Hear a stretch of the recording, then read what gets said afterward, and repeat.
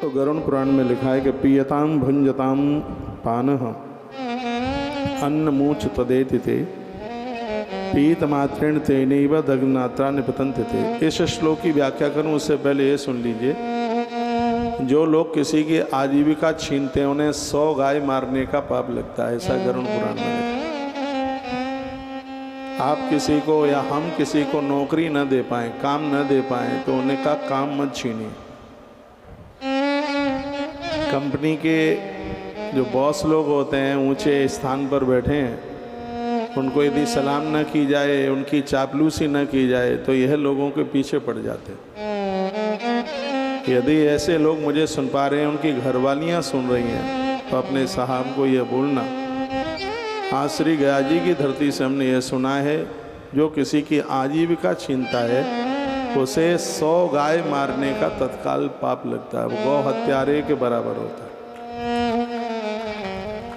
इसलिए अपनी मान प्रतिष्ठा के लिए या अपने किसी स्वार्थ के लिए भूल करके भी किसी की आजीविका मत छीनना। कोई बात है, हकीकत तो कहने में बुराई नहीं है, लेकिन लोग बहुत चुगली करके, उल्टा पुल्टा बोल करके और लोगों की आजीविका छीन लेते हैं। ये बहुत बड़ा दोष है, बहुत बड़ी गलती है। 100 गायों को मारने के बराबर पाप है।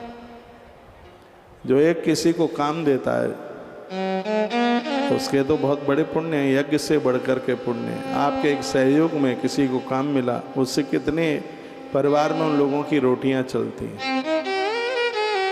एक बात मैं बहुत हृदय से बोल रहा हूँ, सत्य है, मैं भगवान की व्यासपीठ पर बैठा हूँ। जो कथा मैं आपको सुना रहा हूँ मेरा पांडित कर्म नहीं है, ब्राह्मण घर में मेरा जन्म हुआ और असली घर में हुआ है। अब यह मेरा पांडित कर्म नहीं है, ये कथाएं मैं गाता ही इसलिए हूँ क्योंकि इस कथा से बहुतों की जीविका जुड़ी हुई है और उन सब के भाग्य से और पुण्यों के द्वारा ही ये काम बहुत बढ़िया चल रहा है। गौ माता की सेवा मिली है, यह ईश्वर की बहुत बड़ी कृपा। हम गरुड़ पुराण, भागवत और वायु पुराण जैसे ग्रंथ को सुन रहे हैं, तो कान से इधर सुन करके उधर निकाल दें, यह बिल्कुल भी ठीक नहीं है। इसको हम अपने जीवन में उतारें। पियताम भुंजताम कहते हैं, जो इस धरती पर किसी के अन्न और पानी को छीन लेते हैं, यम के दूत ऐसे लोगों को ले जाते समय उनके मुंह में विष्ठा और मूत्र का विसर्जन करते हैं। जीव को बहुत भारी कष्ट होता है, किसी का अन्न पानी मन छीनिए।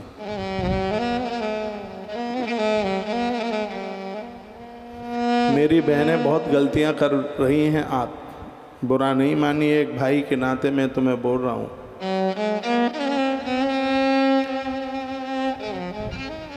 ऐसा बहुत हो रहा है कि घर के वृद्ध लोग भटक रहे हैं, त्रसित हैं। मैंने वृंदावन में देखा है, वृंदावन की परिक्रमा में देखा, बहुत परेशान है। आश्रम में कितने ऐसे जन आते हैं जिनका अन्न, जिनका पानी छूट गया क्योंकि एक माई के बेटे को तुमने उससे अलग कर दिया। कितना भी तीर्थ करना, पुण्य करना, देवी देवताओं की देहली पर माथा टेकना, कल्याण नहीं होगा। यदि यह वृद्ध दुखित रहेंगे तो अपनी मानवीयता को पहचानिए और हमें क्या करना है, क्या नहीं करना, इस बात को थोड़ा ठीक से सोचिए। पानीयम पातमिक्षण तुषार तो यदि याचते, जो प्यासे को पानी नहीं पिलाता, भूखे को भोजन नहीं कराया, ऐसे लोगों को यमदूतों के द्वारा अत्यंत उन्हें कष्ट दिया जाता है।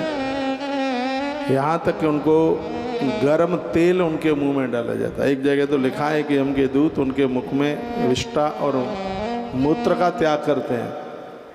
एक जगह लिखा है कि उनके मुख में खौलता हुआ गर्म तेल डाला जाता है। धरती पर पुण्य बहुत हैं, प्यासे को पानी, भूखे को भोजन कराएं, ये बहुत बड़ा पुण्य। एवं वै कृष्मानास्ते नरा नार्या सहस्रशः पच्यन्ते नरके घोरे आपदा भूत संप्लवा। इस प्रकार कलेश भोगते हुए हजारों नर नारी घोर नरक में जाकर के गिरते हैं। नरक में वही जाते हैं जिन्होंने इस मृत्यु लोक में बहुत अपराध किए, पाप किए। आप बड़े भाग्यशाली हैं, आपके पास में बुजुर्ग हैं, दादा दादी हैं, माता पिता हैं, सास ससुर हैं। उनकी सेवा करना ये गुरुजनों की सेवा से बढ़ के, मुझे तो लगता है भगवान की सेवा से भी बढ़ कर के इन बुजुर्गों के लिए आप करें। जिंदे जी उनको पानी न पिलाएं, जिंदे जी उनका ध्यान न रखें, फिर बाद में खाली गया करने से कुछ नहीं होगा। ये जीवित हैं, इनके प्रति श्रद्धा रखिए, उनकी सेवा कीजिए, उनके अच्छे बहू और अच्छा बेटा बनिए उनका। मानशेपी सपाकेशु जायन्ते नरकागता तत्रापि पाप चिन्हस्ते भवन्ति बहु दुखिता। नरक में पहुंचने वाले लोग 84 लाख योनियों में भटकते रहते हैं। मनुष्य योनि में भी वो सर्वप्रथम फिर जन्म लेते हैं तो वो चांडाल होते हैं। उसमें भी वो पाप चिन्ह वो पता लग जाता है कि व्यक्ति नरक से आया है या स्वर्ग से आया है। गरुड़ ने कहा ये नहीं पापी नहीं दे चिन्हम प्रजायते। कहा भगवान वो ऐसे कौन से चिन्ह होते हैं जैसे पता लगता है कि ये व्यक्ति नरक से आया है। वो ऐसे कौन से चिन्ह हैं जिनसे यह पता लगता है कि व्यक्ति नरक से आया। तो यही पापयांति योनिम पापिनो नरकागता येन पापिन व चिन्हम जायते मम तस्सृणु। भगवान कहते हैं नरक से कौन आया है मैं बता रहा हूँ, सुन लीजिएगा। वो भगवान कहते हैं ब्राह्मण का धन खाने वाला व्यक्ति महापापी होता है। मैंने कहा है वेदव्य नारी जिसका पति नहीं है, ऐसी नारी का जिसने धन खा लिया उसका शुपड़ा साफ हो जाएगा, बचेगा।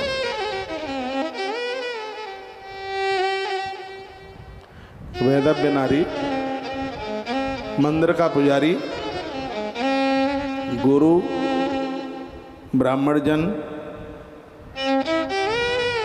इनका पैसा ठीक नहीं है। का इनका धन खाने वाला जीव बहुत कष्ट भोगता है, बहुत ज्यादा। गौ हत्या करने वाला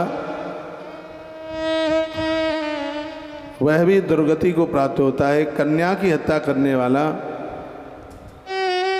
कई जन्मों तक चांडाल की योनि में जन्म लेता है। ये पाप नहीं है, पाप का बाप है। मेरी बहनें सुन पा रही हैं, गर्भ में बेटियों को पलने दो,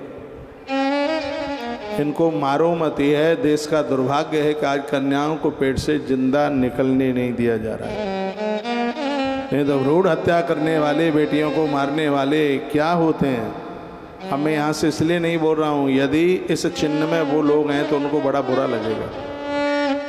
उन्हें लगेगा अरे ये गलती हम करके आए हैं इसलिए हमें ये ऐसा हो गया है, और हो सकता है कि मेरे प्रति उनके अंदर से कुछ भावना कुछ दूसरी निकले।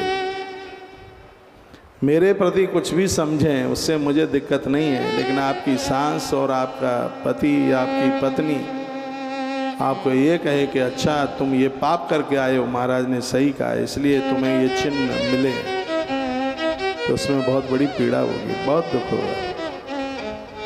तो कन्या घाती भवत कुष्टि चांडाल योनिसु, जो संस्कृत पढ़े हैं तो मैंने श्लोक में बोल दिया है।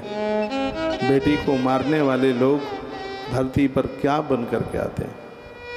स्त्री घाती गर्भपाती चपलिंदो रोगवान भवेत अगम्यागमना सड्यो दुष्शर्मा गुरुतल्पगः।